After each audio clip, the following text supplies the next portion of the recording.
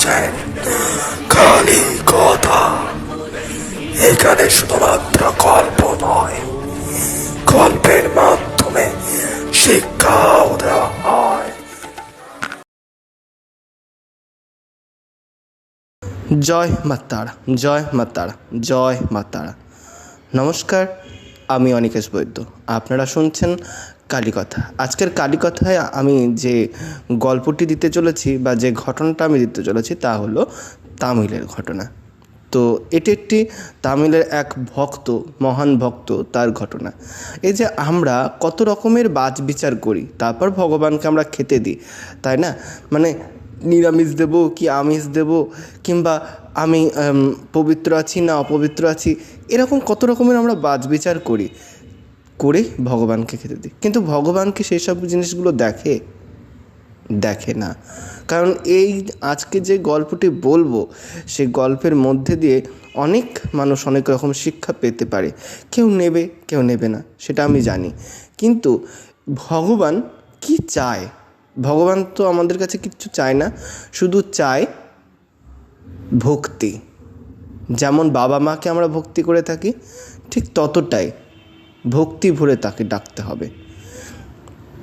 কিছু কিছু মানুষ আছে, তাদের আধিপত্য বেশি বলে তারা মানে পুজোর সময়তেও দেখায়, ভগবানকেও দেখায়, এছাড়া পাড়া প্রতিবেশীকেও দেখায় তার কাছে প্রচুর আছে। আর যাদের কাছে কিচ্ছু নেই তারা কিন্তু লুকিয়ে লুকিয়ে পুজো করে, কিন্তু তাতেও একটা আনন্দ আছে।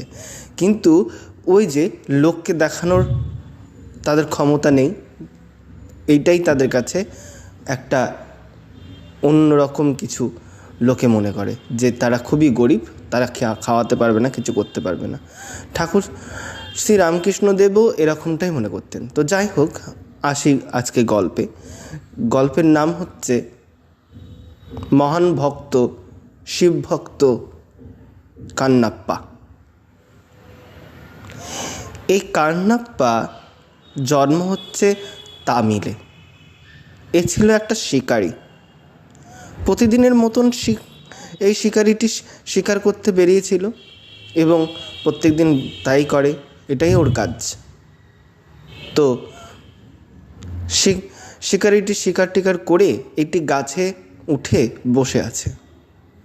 এমন সময় দেখলো যে গাছের উপরে বসে আছে তার ঠিক নিচে একটা পাথরের মতন কিছু একটা পড়ে রয়েছে এবং সেটা পাতা দিয়ে আবৃত। একটি পুরোহিত ওই পাথরটির কাছে এসে জায়গাটা ভালো করে পরিষ্কার করে এবং সে পাথরটাকেও পরিষ্কার করে, এবং ওই পুরোহিতটি সেই পাথরটাকে ফুল, বেলপাতা, এছাড়া নৈবেদ্য, এ সমস্ত কিছু দান করে, পুজো করে, মন্ত্রপাঠ করে। এই সমস্ত কিছুই দেখে সেই কান্নাপ্পা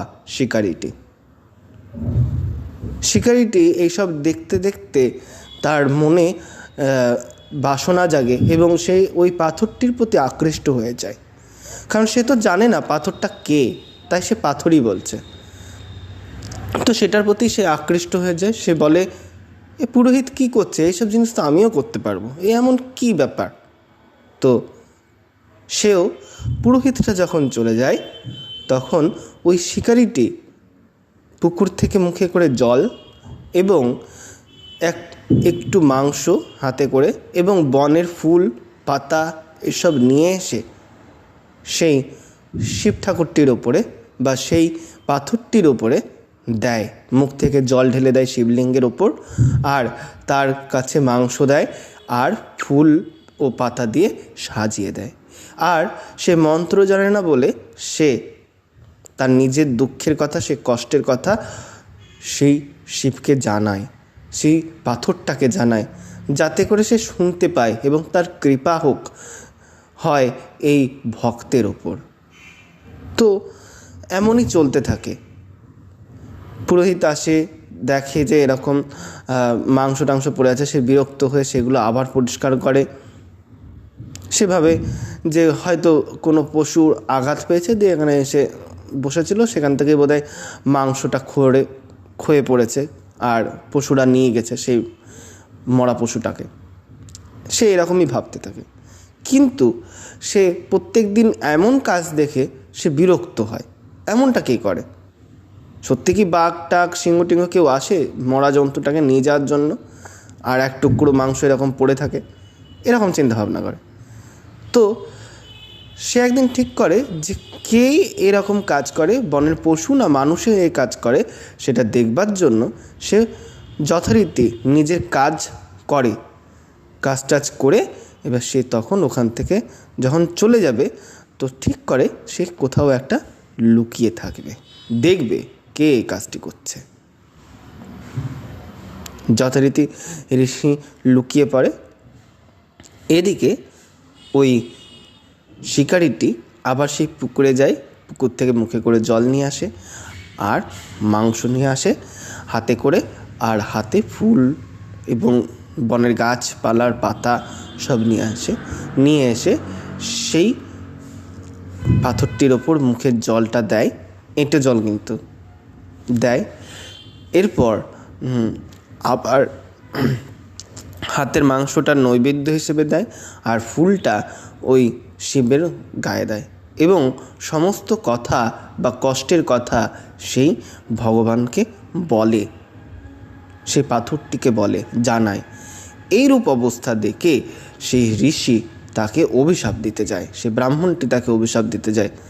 কিন্তু যখনই অভিশাপ দিতে যায় তখন শিব এসে সেখানে বাধা দেয়, বলে তুমি এ কী করছো? তুমি আগে দেখো ও কি করছে, ধৈর্য ধরো।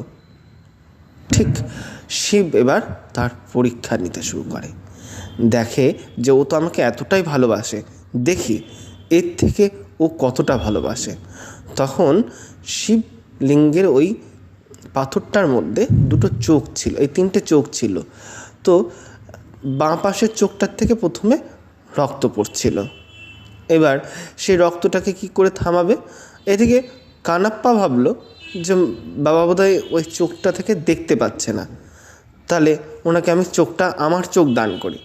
তখন সে তার নিজের বাম চোখ ওই শিবলিঙ্গের পাথরে দেয়।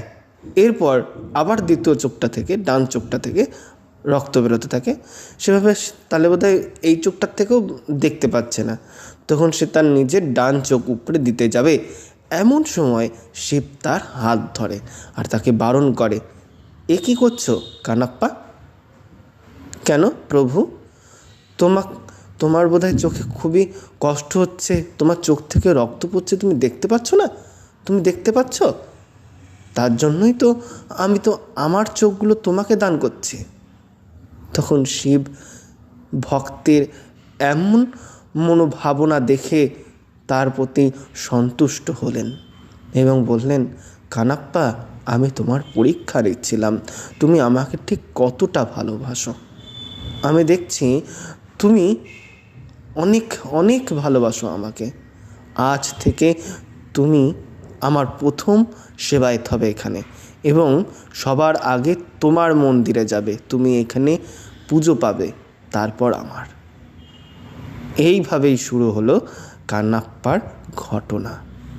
তো এই যে আমরা এত বাজ বিচার করি, তো ভগবান কিন্তু সেইগুলোর কোনো কিছুরই ধার ধরে না। ভগবান শুধু ভক্তের ভক্তিটুকুই দেখে। তো গল্পটি বা ঘটনাটি কেমন লাগলো জানাতে ভুলবেন না। জানাতে হলে আমার ইউটিউব চ্যানেলটি সাবস্ক্রাইব করুন, বেল আইকনটি